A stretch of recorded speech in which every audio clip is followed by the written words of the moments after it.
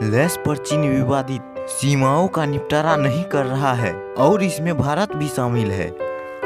घटनाओं के बीच संबंध और राजनयिक आदान प्रदान अक्सर सत्ता की स्थिति का संकेत प्रदान करते हैं, जो देश के बीच संबंधों को आकार देते हैं।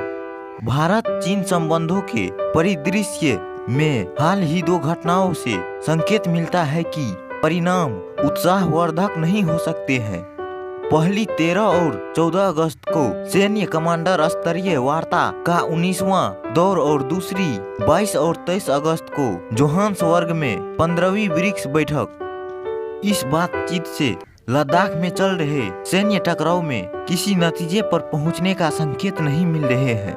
2 दिनों की बातचीत के परिणाम स्वरूप एक अजीब बयान आया।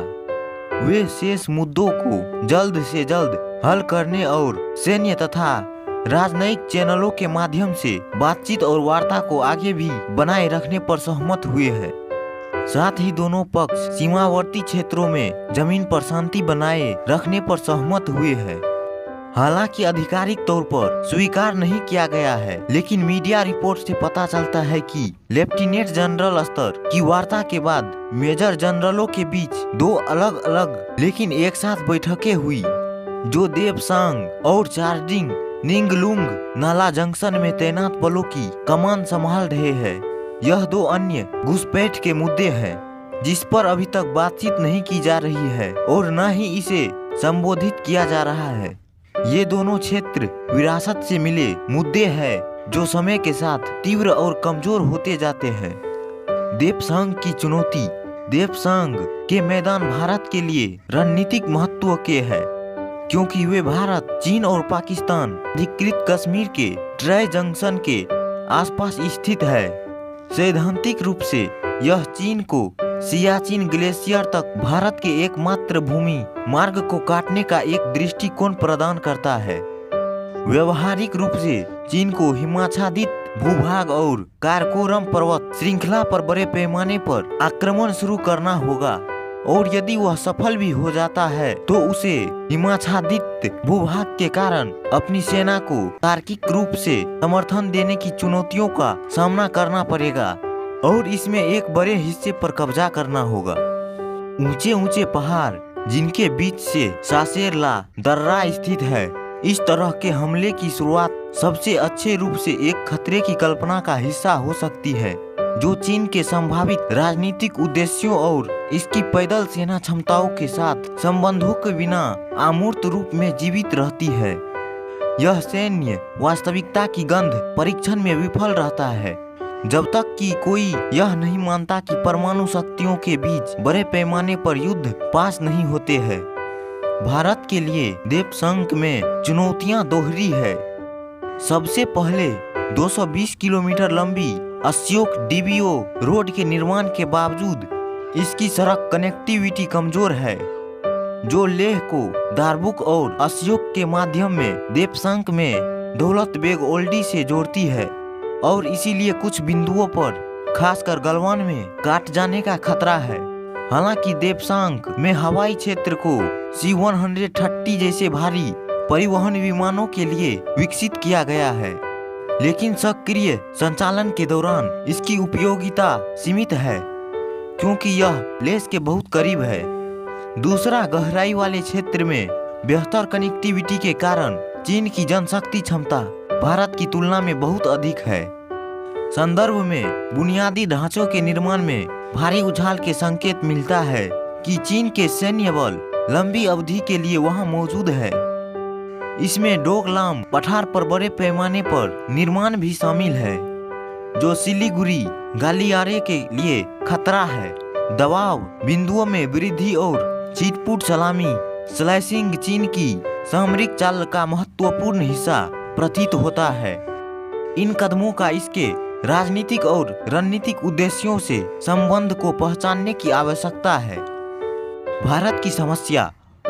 उत्तरी सीमाओं पर चीन के आक्रामक कदमों को चल रहे वैश्विक और क्षेत्रीय भू राजनीतिक टकराव के संदर्भ में देखा जाना चाहिए। चीन द्वारा अपने सैन्य उपकरण का उपयोग विवादित सीमा को बलपूर्वक निपटाने के बारे में नहीं है, यह एक बड़ी रणनीति का हिस्सा है जिसका उद्देश्य उपमहाद्वीप के भीतर भारत को रोकना और अमेरिका तथा उसके सहयोगियों के साथ चीन के चल रहे टकराव में प्रभावी भूमिका निभाने की उसकी क्षमता को कम करना है। इसका मकसद भारत की सैन्य शक्ति को कमजोर करना है। पाकिस्तान को छद्म रूप में इस्तेमाल कर कमजोर करने की ऐसी कोशिश लंबे समय से चल रही है। अब उस वेक्टर को अपनी उत्तरी सीमाओं की रक्षा के लिए भारत के सीमित संसाधनों को खींचकर पूरक किया गया है और इस तरह एक समुद्री शक्ति के रूप में इसके विकास को धीमा कर दिया गया है, जिसके लिए पर्याप्त वित्तीय, तकनीकी और बुनियादी ढांचे के संसाधनों की आवश्यकता होती है। यह रणनीतिक कल्पना प्रायद्वीपीय भारत की हिंद महासागर में तलवार की तरह फैली हुई बंदोबस्ती से कायम है, जिसके माध्यम से चीन की ऊर्जा, कच्चे माल, खनिज और तैयार माल से जुड़ा व्यापार होता है। हिंद महासागर तक चीन की पहुंच मलक्का, जलडम, भूमध्य जैसी संकरी गलियों के कारण बाधित है। एक भू राजनीतिक अवधारणा के रूप में भारत द्वारा इंडो पैसिफिक को अपनाना और पश्चिमी शक्तियों के साथ एक खुले और स्वतंत्र इंडो पैसिफिक के लिए इसकी आम खोज चीन के लिए एक महत्वपूर्ण समुद्री खतरा बन गई है, जो भारत चीन संबंधों पर एक और छाया डालती है। चीन को एहसास हुआ होगा कि उसके सैन्य कदमों के रणनीतिक प्रभाव के कारण भारत का झुकाव अमेरिका के नेतृत्व वाले पश्चिम की ओर हुआ है और यह भारत द्वारा क्वाड के पानी में गोता लगाने और अपनी सैन्य क्षमता को मजबूत करने के लिए अन्य सहकारी प्रयासों की झड़ी में भी परिलक्षित हुआ है। जून 2023 में मोदी की अमेरिकी यात्रा और उस समय उससे पहले हस्ताक्षरित समझौते शायद देशों के बीच बढ़ती निकटता के राजनीतिक और रणनीतिक उच्च बिंदु है।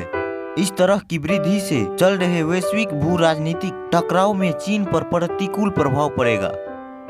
आदेशों के बीच लंबी बातचीत हमेशा से चीन की वार्ता शैली की पहचान रही है और भारत के राजनीतिक और रणनीतिक नेतृत्व को यह जानना चाहिए। इसीलिए भारत को खुद ऐसी स्थिति में डालने से सावधान रहना चाहिए जहां वह समय की दीवार की ओर पीछ करके उत्तरी सीमा पर सफलता हासिल करना चाहता है। हालिया ब्रिक्स बैठक और मोदी और शी के बीच जो भी बातचीत हुई वह भारत के प्रति चीन के समग्र रुख का संकेत है। सितंबर 2023 में G20 कार्यक्रम को भारत की राजनीतिक सैन्य वार्ता मुद्रा को परिभाषित करने की अनुमति नहीं दी जानी चाहिए। इसके बजाय एक बहुपक्षीय मंच होने के नाते G20 के साथ अलग से व्यवहार किया जाना चाहिए और अगर सीमा मुद्दे को इससे दूर रखा जाए तो यह भारत के हितों के लिए बेहतर सेवा करेगा। भू राजनीतिक तनाव से जुड़े हुए हैं। चीन की रणनीतिक चिंता मुख्य रूप से भू राजनीतिक अशांति में भारत की भूमिका को लेकर है। इसका कारण भारत की आर्थिक, सैन्य और कूटनीतिक शक्ति में बढ़ती ताकत है। विरोधाभासी के रूप से भारत की आर्थिक शक्ति में वृद्धि चीन से जुड़ी हुई है और इस तथ्य में परिलक्षित होता है कि सैन्य टकराव के बीच आर्थिक व्यापार में उछाल आया है।